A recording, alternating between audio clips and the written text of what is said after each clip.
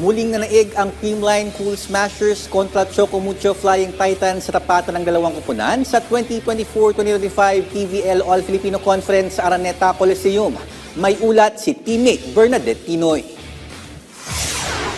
Inabangan at tinutukan na nga abot sa 10,000 volleyball fans ang muling pagtatapat ng Creamline Cool Smashers at Chocomucho Flying Titans sa 2024-2025 PVL All-Filipino Conference na ginanap sa Araneta Coliseum. Humataw si PVL MVP Gemma Galanza sa laban matapos niyang umiskor ng 24 points mula sa 22 attacks, 1 block and 1 ace.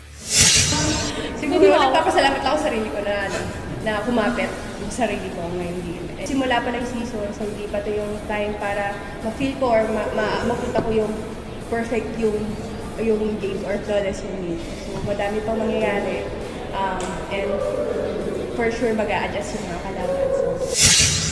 Nakuha ng Smashers ang unang dalawang set 25-22 at 25-20, ngunit hindi nagpatinag ang Titans sa third set at kinuha ang lead 30-32. Sa huling set, hindi na pinakawalan ng Smashers ang liderato para kunin ang panalo 25-20.